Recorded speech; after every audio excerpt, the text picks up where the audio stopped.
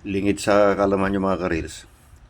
Baka hindi nyo alam na, ang alam nyo siguro ay pangpulutan lang ito.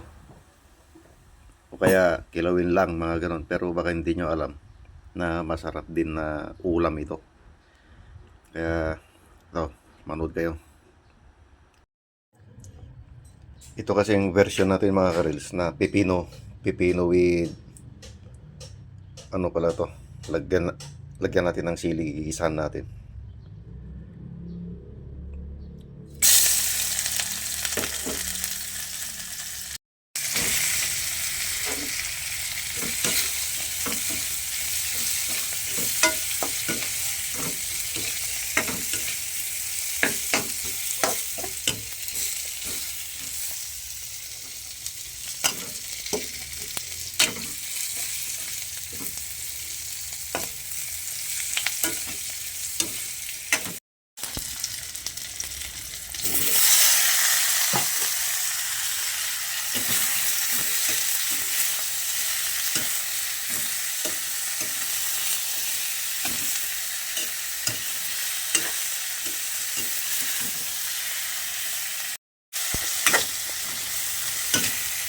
Ganito lang mga karils, huwag niyong lutuin masyado para mas masarap.